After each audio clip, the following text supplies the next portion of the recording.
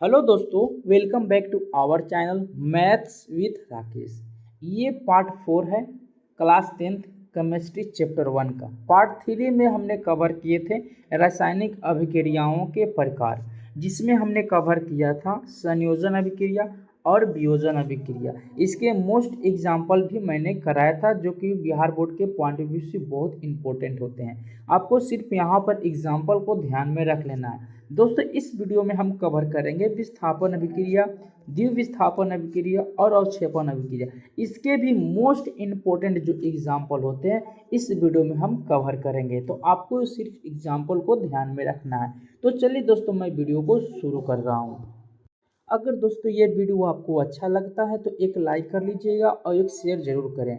अगर चैनल पर नए आए हैं तो चैनल को सब्सक्राइब करके बेल आइकन पर प्रेस करके ऑल पे क्लिक कर लें, जिससे हमारी आने वाली नई वीडियो का नोटिफिकेशन आपको समय समय पर मिलता रहे। तो चलिए दोस्तों, इसके तीसरे टाइप को हम पढ़ते हैं। दोस्तों, इसके टाइप 3 है, देख सकते हैं यहाँ पे।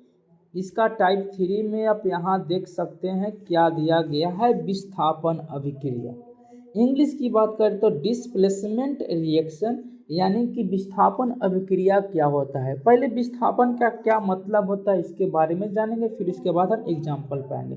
विस्थापन का मतलब होता है दोस्तों कि एक जगह से दूसरी जगह विस्थापित कर लेना। मान लें कि अगर ये एक लड़का है और एक लड़का ये है, इसके पास थोड़ा कम ताकत है, कमज़ोर है, और ये का है ज़्यादा ताकत है इसमें। तो दोस्तों क्या करता है, अगर इस लड़का को चाहेगा तो यहाँ पर बैठने के लिए आसानी से बैठ जाएगा, क्योंकि ये बहुत कमज़ोर है। तो कमज़ोर है तो क्या करेगा, इसको मार कर भगा देगा या तो धमका कर इसको हटा देगा। तो यहाँ पर वही बात किया जाता है कि कम अभिक्रियाशील जो धातु होते हैं अधिक क्रियाशील धातु से डरते हैं। यहाँ पर ये बात को याद रख लेना। कम अभिक्रियाशील धातु अधिक अभिक्रियाशील धातु से डरते हैं, यानी कि कमज़ोर होते हैं। तो ये इनका मतलब है कि कमज़ोर को हटाकर ताकत आमने सामने बैठ जाएगा। तो यहाँ पर यही बात करना है, कमज़ोर और ताकत की यहाँ इस डिफिनेशन में बात किया गया है। जैसे कि ऐसी अभिक्रिया जिसमें अधिक अभिक्रियाशील पदार्थ कम अभिक्रियाशील पदार्थ को उसके यौगिक से अलग कर देता है, विस्थापन अभिक्रिया कहलाता है। तो चलिए दोस्तों, यहाँ पर समझते हैं कि एग्जाम्पल से कि विस्थापन कैसे होता है। तो दोस्तों यहाँ पर एग्जाम्पल देख सकते हैं। Fe जो होता है कॉपर सल्फेट, फेरिक सल्फेट को कॉपर को विस्थापित कर देता है। यहाँ पर लिखा है कि लोहा जो होता है कॉपर से अधिक अभिक्रियाशील धातु है। जैसे कि हम बात करते हैं दोस्तों, अगर Fe को अगर हम रिएक्शन कराएंगे कॉपर सल्फेट से तो ये क्या हो जाता है, ये देखते हैं कि अधिक क्रियाशील धातु है और ये कम अभिक्रियाशील धातु है। जब कोई यौगिक कब अधिक अभिक्रियाशील धातु से अलग होकर कम अभिक्रियाशील धातु के साथ अटैच रहता है, तो कम अभिक्रियाशील धातु क्या करता है, अधिक अभिक्रिया धातु से डरता है। यानी कि क्या करेगा, जो Fe है ना, कॉपर को क्या करेगा, भगा देगा। कॉपर को क्या कर देगा, भगा देगा। क्यों, क्योंकि ये इससे बहुत कमज़ोर है। यानी कि इसका जो अभिक्रिया होता है, अभिक्रियाशील धातु है, ये बहुत कमज़ोर है। तो क्या करेगा, इस इंसान से डरेगा, ये क्या करेगा, भाग जाएगा। और भाग जाएगा तो ये क्या आ जाएगा, Fe के बगल में जस्ट आ जाएगा। जैसे कि दोस्तों अगर एग्जाम्पल की हम बात करते हैं थोड़ा फनी वीडियो के टाइप से। जैसे कि दोस्तों किसी का गर्लफ्रेंड है और एक और गर्लफ्रेंड किसी का दोस्त है। अगर किसी का गर्लफ्रेंड वो कमज़ोर है तो क्या करता है, अधिक मान जिससे ताकतवर अगला इंसान ताकतवर उससे डरता है और डर के क्या करता है, वो भाग जाता है। तो यही बात यहाँ पर कर सकते हैं कि जैसे कि ये गर्लफ्रेंड है, ये क्या है, बॉयफ्रेंड है, ये भाग गया, ये क्या करे, इससे डर के भाग गए तो क्या होगा, इससे अटैच कर लेगा।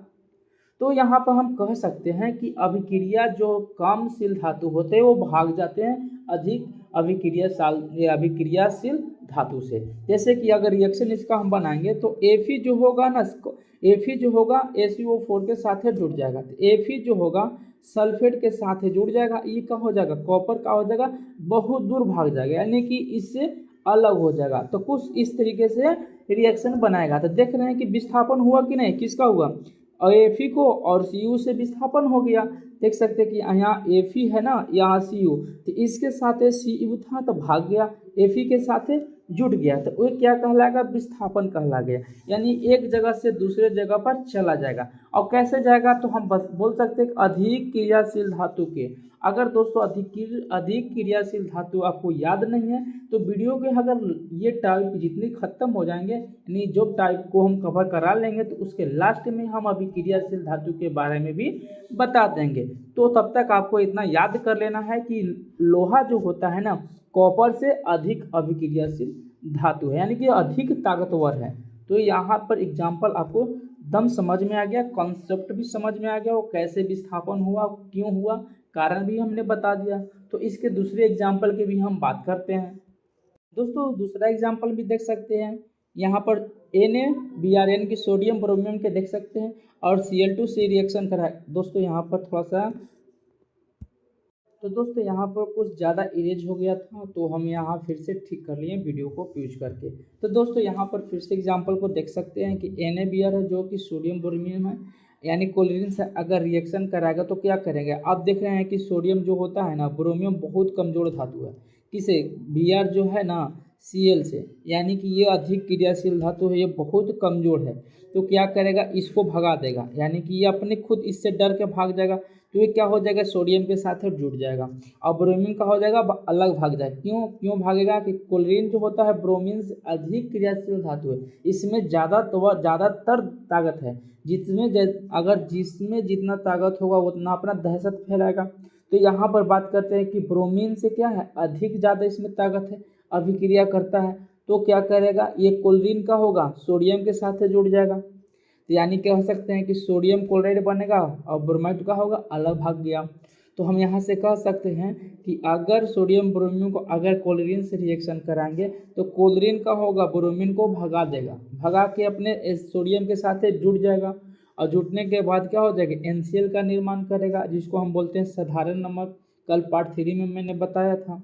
तो दोस्तों यहाँ पर देख सकते हैं किसका विस्थापन हो गया, ब्रोमियम का। कौन विस्थापन किया, क्लोरीन किया।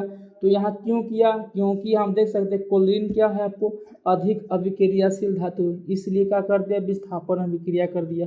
यानी कि एक जगह से दूसरे जगह क्या कर दिया, विस्थापित कर दिया, यानी एक जगह से दूसरी जगह लेके चला गया। तो यह विस्थापन अभिक्रिया कहलाएगा। आई होप कि ये कॉन्सेप्ट आपको थ्योरी एग्जाम्पल समझ में आ गए होंगे। चलिए नेक्स्ट टाइप की इसको हम बढ़ते हैं। अगर दोस्तों कोई भी अगर कमी हो तो आप कमेंट जरूर करें। तो अगले टाइप की ओर हम बढ़ते हैं। अगले टाइपिंग उसी तरह से है, उसमें देख रहे थे कि इसमें क्या हो रहा था कि एक को विस्थापित कर रहा था। यहाँ पर देख रहे हैं कि सिर्फ Fe और Cu से विस्थापित हो रहा था, इसमें इसलिए विस्थापन अभिक्रिया कहलाएगा। अगर जब हम दो को विस्थापित करेगा, यहाँ पर देख सकते द्विवी का मतलब क्या होता है, दो को विस्थापित करेगा अभिक्रियाशील धातु, उसे हम क्या करेंगे, दो, यानी कि द्विव विस्थापन अभिक्रिया कहेंगे, जिसको हम डबल डिस्प्लेसमेंट रिएक्शन कहेंगे। इसका अगर परिभाषा की हम बात करते हैं तो परिभाषा यहाँ पर देख सकते हैं। तो यहाँ पर ऐसी अभिक्रिया जिसमें अभिकारक के बीच आयनों का आदान प्रदान होता है और नए यौगिक का निर्माण करते हैं, द्विव विस्थापन अभिक्रिया कहलाता है। इस अभिक्रिया में दो विस्थापन अभिक्रिया संपन्न होती है, अतः इसे क्या कह सकते हैं, द्विव विस्थापन अभिक्रिया कहते हैं। जैसे कि दोस्तों यहाँ पर क्या बोला कि दो को विस्थापन करेगा, द्विवी का मतलब कितना होता है, दो अभिक्रियाशील धातु को अलग अलग विस्थापित करेगा, किससे, आयनों के द्वारा, आयन के द्वारा ही क्या होगा, आयन के जो बीच में बनते हैं बंध, उसके माध्यम से क्या होता है, अलग होते हैं, विस्थापन होते हैं। तो इसके एग्जाम्पल होते हैं दोस्तों, यहाँ पर देख सकते हैं। जैसे कि दोस्तों यहाँ पर सूत्र हम लिख दिए हैं, जैसे कि कोई एक आपका धातु है, एक बी कोई है, प्लस में कोई एक अन्य धातु है और सी है। अगर रिएक्शन कराएंगे तो क्या बनेगा, AD के साथ जुड़ जाता है, AD के साथ जुटेगा और सी क्या होगा, बी के साथ होगा। ये आपका सामान्य सूत्र हो गया। तो दोस्तों पता चलेगा कैसे कि द्विविस्थापन अभिक्रिया हुआ है, जब दो अभिक्रियाशील धातु कमजोर अभिक्रियाशील धातु को हटा देगा तो वहाँ पर द्विविस्थापन अभिक्रिया कहलाएगा। अगर एक को विस्थापित करेगा तो सिर्फ विस्थापन अभिक्रिया कहलाएगा। जैसे कि यहाँ पर देख सकते हैं सामान्य सूत्र में ए बी और सी डी है, तो ए बी किसके साथ जुड़ गया, ए डी के साथ जुड़ गया, और बी सी किसके साथ जुड़ गया, सी बी के साथ है। तो देख रहे एक किसका विस्थापन चेंज हुआ, एक किसका विस्थापन चेंज हुआ, एक किसका विस्थापन चेंज हुआ, इसका विस्थापन चेंज हुआ, तो दो के हुआ कि नहीं हुआ, यानी ये इसके साथ जुटे चाहे ये इसके साथ जुटे, या इसके साथ ये जुटेगा चाहे ये इसके साथ जुटेगा, तो विस्थापन तो दो बार हो रहा है, तो यहाँ पर द्विविस्थापन अभिक्रिया कहेंगे। एग्जाम्पल एक को समझेंगे और बाकी यहाँ पर एग्जाम्पल को याद कर लेना है। तो दोस्तों यहाँ पर देख सकते हैं कि एग्जाम्पल NCl जो होता है ना AgNO3 को अगर रिएक्शन कराएंगे तो थोड़ा हम इसको इरेज कर लेते हैं।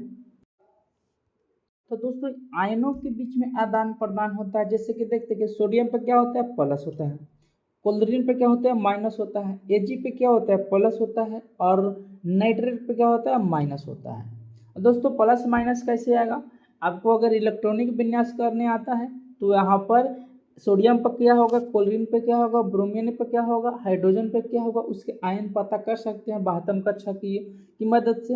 अगर नहीं आता है दोस्तों कमेंट जरूर करें, इसके लिए स्पेशल एक वीडियो को अपलोड कर दूंगा। तो दोस्तों क्या होगा, NCl जो होगा ना किसके साथ जुटेगा, नाइट्रेट के साथ जुटेगा, NO3 के साथ जुटेगा, और Ag जो होगा Cl के साथ जुटेगा। अगर रिएक्शन बनेगा तो सोडियम नाइट्रेट बनेगा, और प्लस में Ag बनेगा, सिल्वर क्लोराइड बनेगा, यहाँ पे देख सकते हैं। तो यहाँ पर किसका आदान प्रदान हुआ, आयनों का, यानी कि ये आयन किसके साथ जुटा, माइनस के साथ जुटा, और ये माइनस वाला किसके, ये प्लस के साथ जुटा। तो देख रहे हैं कि दो विस्थापन हुआ कि नहीं हुआ, ये क्या हुआ, इसके साथ विस्थापित हो गया, ये इसके साथ विस्थापित हो गया। जब दो धातु या आयन के आदान प्रदान से विस्थापित होता है उसे हम द्विविस्थापन अभिक्रिया कहते हैं। तो आपको बात समझ में आया, कॉन्सेप्ट भी समझ में आया होगा। इसी तरह से एग्जाम्पल यहाँ पर देख सकते हैं, सोडियम हाइड्रोक्साइड किसके साथ बनेगा, सल्फेट के, सोडियम सल्फेट बन जाएगा, और H2O जो होगा जल बनकर बाहर आ जाएगा।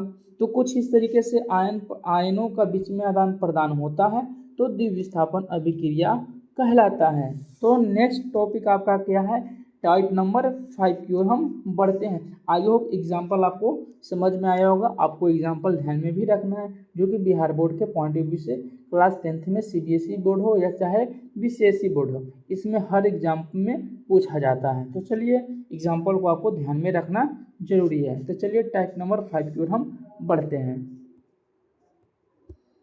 तो दोस्तों यहाँ देख सकते हैं टाइप नंबर 5 आपका है अवक्षेपण अभिक्रिया।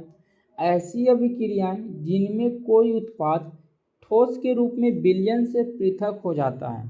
पृथक का मतलब क्या होता है, अलग होता है। ठोस का मतलब जैसे कि सोडियम आपको ठोस अवस्था में पाया जाता है, कॉपर सल्फेट भी क्या पाया जाता है, ठोस अवस्था में पाया जाता है। पृथक होने वाली ठोस पदार्थ अवक्षेपण कहलाती है। यहाँ पर ध्यान देना कि पृथक कौन पृथक होगा, ठोस के रूप में, जो ठोस के रूप में पृथक होगा वही आपका विस्थापन अभिक्रिया यानी अवक्षेपण अभिक्रिया कहलाएगा। जैसे कि सोडियम क्लोराइड के लिए AgNO3 से अगर रिएक्शन कराएं, अभी जस्ट कराएंगे, इसका क्या होता है, प्लस होता है, इसका माइनस होता है, इसका प्लस होता है, इसका माइनस होता है। प्लस वाले किसके साथ जाएगा, माइनस के साथ जुटेगा, और माइनस वाला प्लस के साथ।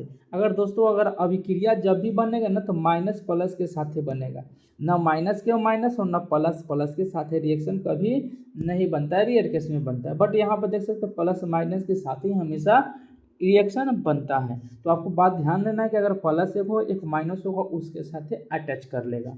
तो यहाँ पर देख सकते हैं, तो इसके एग्जाम्पल आपको समझ में आए होंगे। तो देखते हैं फिर से एग्जाम्पल को समझते हैं। हमने बताया क्या कि प्लस माइनस के साथ जुड़ जाएगा और माइनस के प्लस के साथ जुड़ जाएगा। तो यहाँ पर ठोस के विलयन के से पृथक होता है। विलयन कौन है आपका, ये है, तो ठोस के रूप में अलग हो जाते हैं। यानी कि AgCl जो आपका निकला, क्या निकला, ठोस पदार्थ के अवक्षेपण में निकला। ये AgCl है, आपको ठोस रूप में पाया जाता है। तो ये जो निकला ना यही आपको अवक्षेपण कहलाएगा। उसी तरह से कॉपर सल्फेट के बेरिलियम जो यहाँ पर BCl2 है, इसको अगर हम रिएक्शन कराएंगे तो फिर भी प्लस माइनस प्लस माइनस हो जाता है। इसके इससे साथ जुड़ जाएगा, ये इसके साथ जुड़ जाएगा। तो देख सकते हैं कि जो अब यहाँ पर बनेगा BSO4 बनेगा, और कॉपर क्लोराइड बनेगा। तो यहाँ पर देख सकते हैं कि ठोस के रूप में पाया गया है, तो ये अवक्षेप कहलाएगा। यानी कि यहाँ पर एग्जाम्पल डिफिनेशन से ही आपको यहाँ पर एग्जाम्पल याद हो जाएंगे। यहाँ बोल रहा है कि ठोस रूप में विलयन जो होता है पृथक होता है। पृथक का मतलब क्या होता है? अलग हो जाना। और पृथक होने वाला पदार्थ ही क्या कहलाता है? अवक्षेपण अभिक्रिया कहलाता है। तो ठोस के रूप में पदार्थ अवक्षेपण कहलाता है, ठोस के रूप में मिल रहा है तो ये क्या कहलाएगा? अवक्षेपण कहलाएगा। आई होप कि कॉन्सेप्ट क्लियर हो गया होगा। मेन इंपॉर्टेंट आपके इसके एग्जाम्पल है, एग्जाम्पल को आपको ध्यान में रख लेना है। अगर आप एग्जाम्पल को ध्यान में रखते हैं तो आपको एग्ज़ाम में आपको 100% आई श्योर कि एक ना एक एग्जाम्पल आपको देखने को मिलेंगे MCQ में। तो मिलते हैं अगले इसके टाइप में, जो 3 टाइप बचे हैं रासायनिक अभिक्रियाओं के, अगले पार्ट 6 में हम कवर कर लेंगे। दोस्तों मिलते हैं अगले वीडियो में, तब तक जय हिंद जय भारत।